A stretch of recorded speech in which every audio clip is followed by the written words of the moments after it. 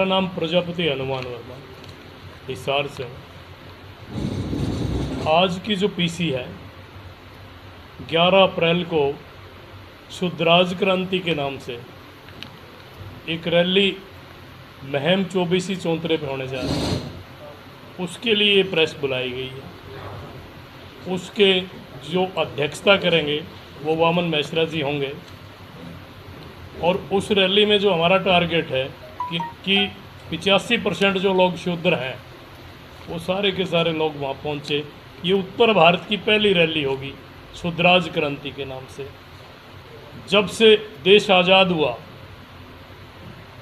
जो 85% लोग हैं उनको हमेशा ठगा गया, कभी भी उनको मुख्य धारा से नहीं जोड़ा गया। ये एक पहल हरियाणा प्रदेश से करना चाहते हैं, जिसका आगाज़ महम चौबीसी चौंतरे से होगा। इस रैली को हमने 5 चरण में बांटा है, जिसका दूसरा चरण, 2 चरण आज पूरे हो चुके हैं हमारे। पहले चरण में हमारा ये था कि 50,000 लोगों तक हैंडबिल पहुँचे और सोशल मीडिया के माध्यम से उन तक हमारी बात पहुँचे। दूसरे चरण में हमारा ये था, जो आज पूरा हो चुका है, दोनों के दोनों चरण, कि 500 पोल खड़े करेंगे। उन 500 पोल को भी हमने 3 लेयर में बांटा है। पहले जो थे उसमें हम वो चेहरे निकालना चाहते हैं जो 100 फर्स्ट लाइन लीडरशिप, 100 चेहरे होंगे पूरे हरियाणा प्रदेश के। सेकंड और थर्ड में 200-200 चेहरे हमने बनाए हैं जो पूरे हरियाणा प्रदेश को कवर करेंगे। हमारा ये दूसरा चरण का था कि हमें 500 पोल खड़े करने, जो काम आज तक हमारा पूरा हो चुका है। तीसरा जो चरण है हमारा, उस चरण का हमारा मकसद है कि हमें पूरे हरियाणा प्रदेश में अब बैठकें करनी पड़ेगी कि रैली कैसे कामयाब हो, उसके लिए। और चौथे चरण में इंडोर मीटिंग। और 5वां जो हमारा चरण होगा उसमें हमने ये रखा है कि 5वें चरण में हमारे जो हमारा 5वां जो चरण होगा उसमें हम मोटरसाइकिल के जत्थे, हज़ार मोटरसाइकिलों के जत्थे हम निकालेंगे, ताकि हमारे जो शूद्र लोग हैं, जो हर चीज़ से वंचित लोग हैं, उनको पता चले और वो रैली में इसी माध्यम से पहुंचे। क्योंकि हमारा टारगेट है कि 1000 मोटरसाइकिलों के काफिले के साथ हम महम रैली में वामन वैश्राम जी को लेके जाएंगे। ये हमारे चरण हैं। नहीं, नया क्या है इसमें आपकी रैली में कि पहले भी SC BC के नाम पर रैलियां होती रही हैं, वाल्मीकि समुदाय के नाम पर रैलियां होती रही हैं, तो इसमें ऐसे नया क्या चीज़ है? वो चीज़ उन संगठनों ने आवाज़ भी उठाई है, क्या पूरी हो पाई? एक्चुअल में आज तक अगर हरियाणा प्रदेश की आप बात करें, मैं तो पूरे उत्तर भारत की बात कर रहा हूँ, कि आज तक शुद्धराज क्रांति के नाम से, शूद्रों के नाम से कोई रैली नहीं हुई।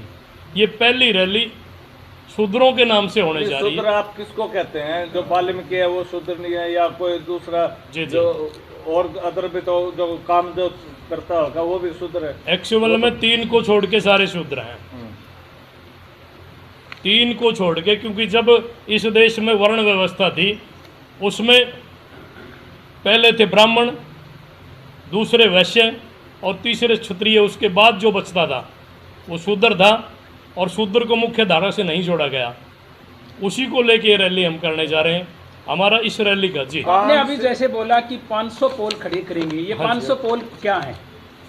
मैंने अभी आपको जैसे बताया, ये 500 पोल फर्स्ट लाइन लीडरशिप इस हरियाणा प्रदेश में, जिसमें 100 जो बंदे होंगे हमारे, वो फर्स्ट लाइन लीडरशिप होगी। और सेकंड और थर्ड जो होगी वो 200-200 लोगों की होगी। हम ये चेहरे पूरे हरियाणा प्रदेश में बनाने जा रहे हैं कि आने वाले समय में इस रैली के बाद एक बड़ा निर्णय जो लिया जाएगा वो आपके सामने उसी दिन रैली में घोषित कर देंगे। किस प्रकार का निर्णय ले सकते हैं? अभी जिस तरीके से मैंने 500 पोल की बात करी, तो फिर आप भी समझदार हैं, पत्रकार साथी हैं, हम कोई बड़ी पार्टी का ऐलान भी कर सकते हैं, इसीलिए तो चेहरे बना रहे हैं। बड़ी पार्टी में तो बड़ी पार्टी की बात करी जाए तो एक बड़ी पार्टी के अंदर आज प्रवक्ता हैं यहाँ पे, जी जी। और उस प्रवक्ता रहते हुए भी आप या उससे पहले भी उस पार्टी के राज रहे हैं, ओके। और आज भी मान लिया जाए जैसे एक विपक्ष में बैठी है वो पार्टी, जी जी तो जी। उसमें आपने क्या किया आज तक? अगर कांग्रेस की आप बात करें, मैं कांग्रेस का प्रदेश का प्रवक्ता हूँ, इसमें कोई दो राय नहीं। लेकिन हमने अभी जो 85वां जो कांग्रेस का अधिवेशन हुआ, शायद आप लोगों ने पढ़ा होगा, देखा होगा कि कांग्रेस ने संगठन में 50% आरक्षण की बात करी है, SC BC माइनॉरिटी और अदर बैकवर्ड क्लासेस की जो बात थी उसमें 50% की बात करी है।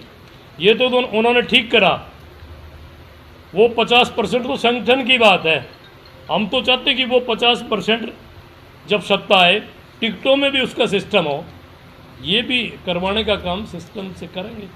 इसके दबाव में जिस तरीके से जब लोगों को ये पता चला कि शुद्धराज क्रांति के नाम से एक रैली होने जा रही है, तो फिर शायद कांग्रेस ने संज्ञान ले लिया हो, शायद हमारे अंदर ऐसी कोई चीज़ थी जो हम समझाने में कामयाब हुए। अगर आप कांग्रेस की बात करें तो मैंने राहुल गांधी जी से ये बात करी थी कि अब सेल बेंट्रियों का मामला नहीं रहा, कोई BC सेल और SC सेल का कोई मामला नहीं है, हमें अगर मुख्य धारा से जोड़ते हैं तो ठीक है। तो उस पर तो उन्होंने संगठन की तो बात कर दी, लेकिन आज लड़ाई किसकी है कि कांग्रेस ने तो चलो संगठन की बात करी है, बट ये बीजेपी जो है ये तो संगठन तो दूर की बात, SC और BC सेल का जो मामला होता है, हमने तो तब भी बात करी थी, SC और BC सेल को पहली रो में कोई नहीं बिठाता, वो तो तीसरी और चौथी रो में जो है ना उनके प्रदेश अध्यक्ष बैठते हैं।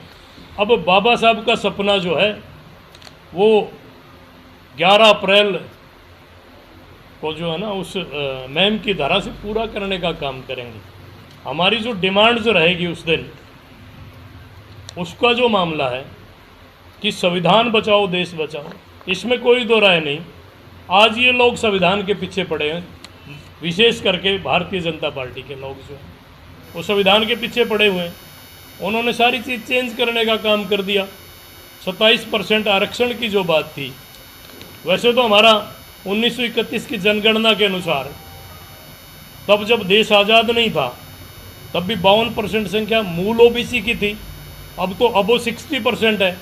होना तो आबादी के अनुसार चाहिए, पर हम पिछड़े लोगों ने तो एक बात कर दी कि 27 में हम राजी हैं तो हमारा 27 तो पूरा हो।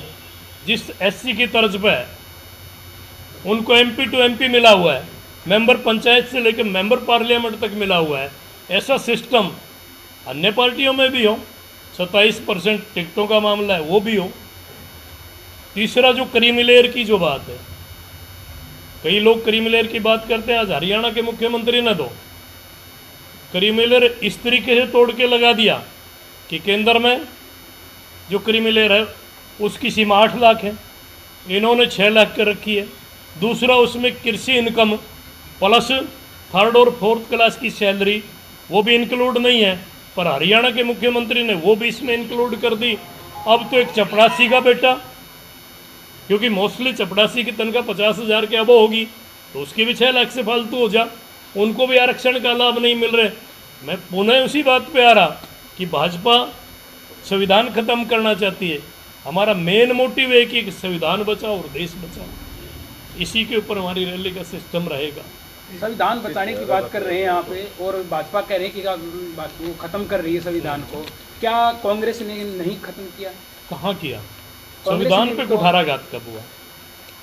कांग्रेस ने भी समय समय पर बदलाव एक्चुअल में माय डियर, आज कांग्रेस की अगर बात करते हैं, ठीक है मैं कांग्रेस में प्रवक्ता हूँ, बट मैं पार्टी से ऊपर उठ के आज हमारे समाज संविधान को बचाने के लिए, हमारा ये जो समाज है, पिछड़ा हुआ समाज जो है, जो 85% लोग हैं, उनके लिए हम लड़ाई लड़ रहे हैं। आम आदमी पार्टी का कहना है कि अभी उसमें जो आपके लीडर हैं विपक्ष के भूपेंद्र सिंह हुड्डा, वो हमारे से बौखला गए हैं और आप एक हल्के का भी दौरा कर रहे हैं, जैसे आज की बात करी जाए। चलो वो कांग्रेस की बात है, मैं यहाँ कांग्रेस की बात नहीं करूँगा। मैं तो आज जो बात करना चाहता हूँ वो शूद्रों की बात है, और हम शूद्र पहले जातियों में बंटे हुए थे, अब जो है ना इसको जमात बनाने का काम कर रहे हैं। उस दिन एक जमात बन के, और इस हरियाणा प्रदेश में एक क्रांति के रूप में हम दिखाना चाहते हैं कि उत्तर भारत में भी अब शूद्र एक हो रहे हैं, और बाबा साहब कर्पूरी ठाकुर जी का जो सपना है वो साकार होने जा रहा है। तो सर इसके अंदर शुद्राज क्रांति के अंदर जी ओबीसी जनगणना का मुद्दा कहाँ तक बिल्कुल पहुंचेगा? बिल्कुल हमारा ये मुद्दा भी रहेगा कि इसमें ओबीसी की जनगणना हो। जिस तरीके से मोदी जी ने एक बात कही कि हम जनगणना नहीं होने देंगे, तो हमने तो एक ही बात कह रखी है कि जनगणना नहीं तो वोट नहीं। यही तो एक सिस्टम हमें करना है। तो ओबीसी के जो आज हालात है शैक्षणिक और आर्थिक, उसका जिम्मेवार किसको मानते हैं? उसके जिम्मेवार तो जो पूर्व में जितनी सरकारें रही है वो सारी की सारी जिम्मेवार रही है। और अगर जिम्मेवार असली जिम्मेवार की बात करें तो उसमें हम भी जिम्मेवार हैं, क्योंकि हम संगठित नहीं हुए। और अब लगने लगा कि हमारा यूथ जो है वो तरीके से सामने आ गया पहले, और विशेष तौर पे आपके सोशल मीडिया ने इस चीज़ को जगाने का काम कर दिया। तब हमारे पास साधन नहीं थे। आज हम जो बात बोलते हैं वो पूरे प्रदेश नहीं पूरे देश में जा रही है। ओबीसी को हर लोकसभा और विधानसभा के अंदर सिर्फ लॉलीपॉप दिया जाता है। आप लोगों की संख्या 52% होने के बाद भी आपको 52% कुछ नहीं मिलता। एक्चुअल में हमें 52% आंका ही नहीं जा रहा। 52% तो 1931 में था, अब तो अब 60% है। हमारा तो जो मामला था, आप देखें जो अपर कास्ट की कास्टें हैं उनका अगर आप जो है ना आंकलन करें उनकी जनसंख्या का, तो हमारे वालों ने तो बच्चे पैदा करने की तरफ ध्यान दिया, इसलिए कि ये ज़्यादा होंगे तो फिर काम करेंगे, दिहाड़ी मजदूरी कर लेंगे। वो तो अब जो है ना अपर कास्ट के लोगों को आप देखें, उनके एक बच्चे से दूसरा बच्चा नहीं है, उनकी जनसंख्या तो घटी है और हमारी बढ़ी है। तो ओबीसी क्रांति का जो आगाज है आप महम 24 से कर रहे हैं, तो इस रैली के अंदर सभी सामाजिक संगठनों के लोग सम्मिलित होंगे आपके साथ में? मैंने अभी आपको यही तो कहा था कि हमने अब जाति की बात नहीं, अब जमात की बात होगी। अब मलिक साहब हमारे पास बैठे हैं, ये भी ओबीसी से आते हैं, जिस समाज से आते हैं उसका भी आपको पता है। तो ओबीसी जो है अब एकजुट होकर वहाँ अपना शक्ति प्रदर्शन दिखाने का काम करेगा, इसमें कोई दो राय नहीं। सिर्फ ओबीसी की बात नहीं कर रहा, पूरा शूद्र 85% जो लोग हैं हम उनके पास घर घर तक जा रहे हैं, इसमें कोई दो राय नहीं। ये मूवमेंट जो है उस दिन आपको दिखाएंगे, वो रैली जो है ना, हमारे साथी 50,000 हैंडबिल की बात करें तो लाखों की तादाद में होंगे।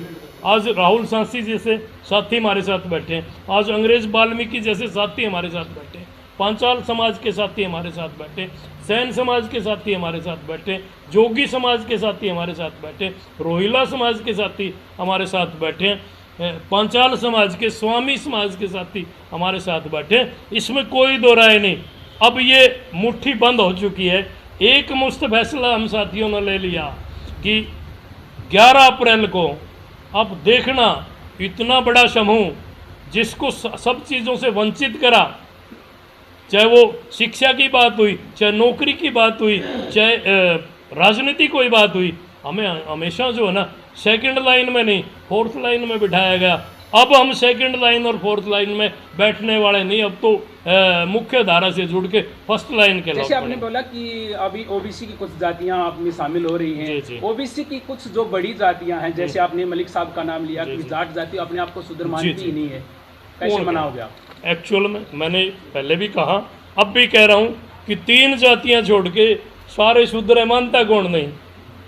मैं तो एक बात आपके माध्यम से कह रहा हूँ कि जितनी मैंने 3 को छोड़ के जो बात करी है वो सारे के सारे अपनी जन्मपत्री बनवा लें और उसमें अपना वर्ण चेक कर लें।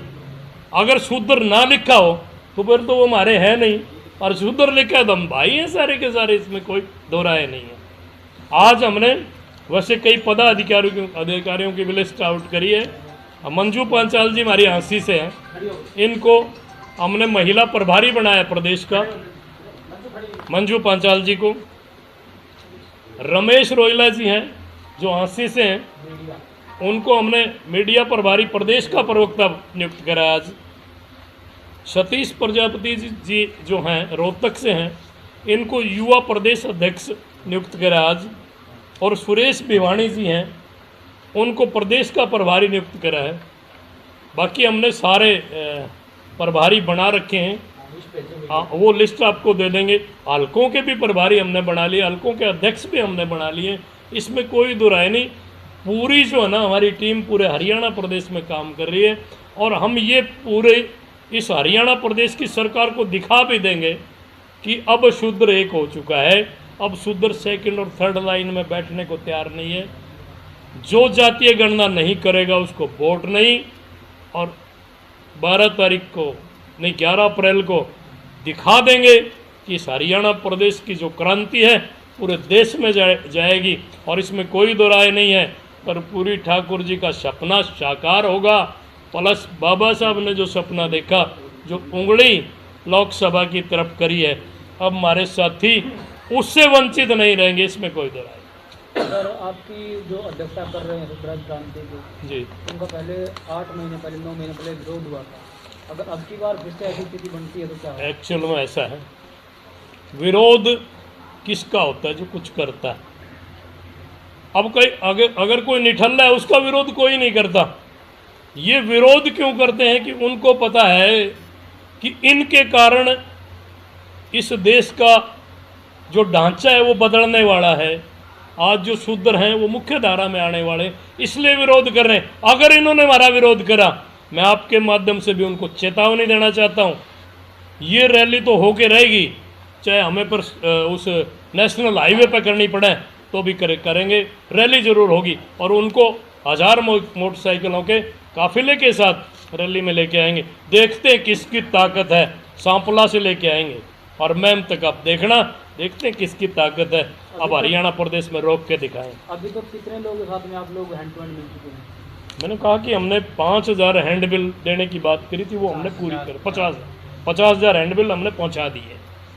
सोशल मीडिया के माध्यम से हमने मीटिंगें हरियाणा प्रदेश में ली है, जैसे भिवानी में ली, आज भी जींद में मीटिंग है, पहले भी हमने जींद में मीटिंग ले ली है, भिवानी में, हांसी में, हिसार में। हमारा लगातार जो है ना सभी जगह जो है ना हमने मीटिंग ले ली है। अम्बाड़ा में भी ले ली, जुलाना में भी ले ली।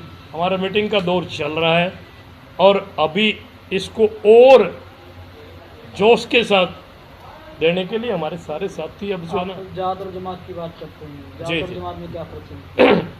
नहीं, अब जाति की लड़ाई नहीं, अब जमात की लड़ाई है। क्योंकि हमें यही तो मामला था, जिस कौम ने हमें जाति में बांट दिया, आज हमारी गोत्र क्यों मिलती है? क्योंकि हम कहीं ना कहीं भाई थे, इसीलिए तो हमारी गोत्र मिल रही है। उनके साथ क्यों नहीं रही? हमारा डीएनए एक है, हमारा शूद्रों का डीएनए एक है, इसीलिए जो डीएनए हमारा एक है, इसलिए हम जाति को जमात बनाने दें। क्या जाट समुदाय इससे खफा नहीं होगा? बिल्कुल जो नहीं, आप शूद्र कह रहे हैं, कभी नहीं। विरोधी मेरी बातों- बहुत से खुश होगा। एक मिनट जाट समुदाय के साथी बोलेंगे। जाट समुदाय शूद्र है और जो 1936 का लाहौर हाईकोर्ट का डिसीजन भी है, Jats are regarded as Shudras.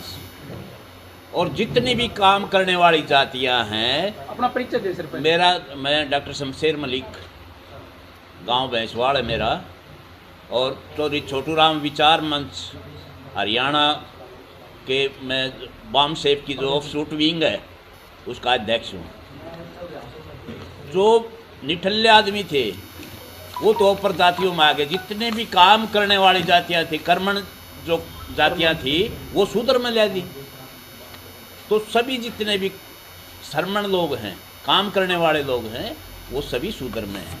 और महाराजा जाट का कोर्ट ने भी दे रखा है, लाहौर हाई कोर्ट का डिसीजन है 1936 का, काट के देख लो, Jats are regarded as Shudras.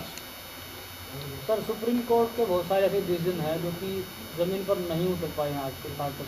CM के ऊपर है, ओबीसी के ऊपर, रिजर्वेशन के ऊपर ऐसे बहुत सारे डिसीजन आए हैं। क्या ओबीसी की जो जाति आधारित जनगणना है या फिर जो रिजर्वेशन का जो मामला है, या फिर आप इसको देख सकते हैं जो ईवीएम के ऊपर जो मामला है वह ज़मीन पर नहीं उतरा है, क्या रैली में शामिल हो पाएगा?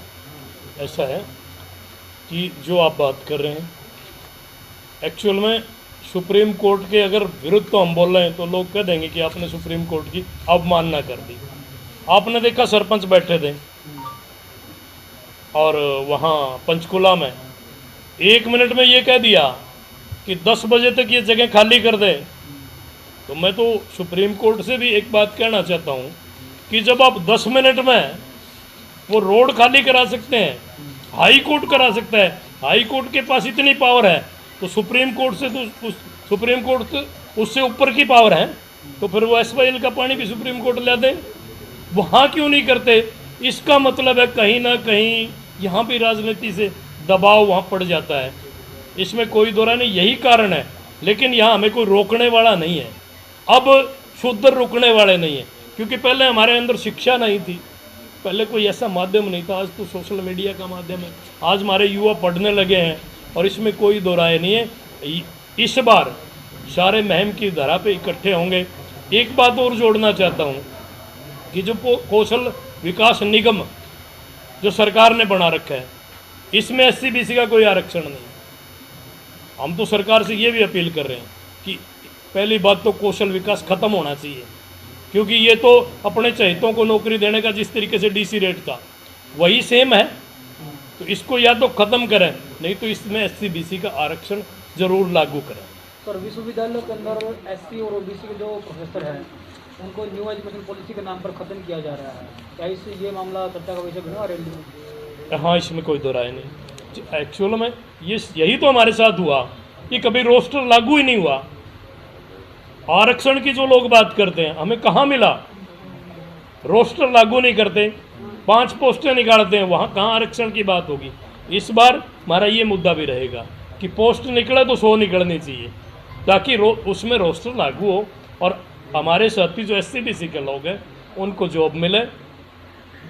और कोई क्वेश्चन आपका? बस नहीं, महेंद्र पांचाल जी से कोई? जी जी। हमारा जो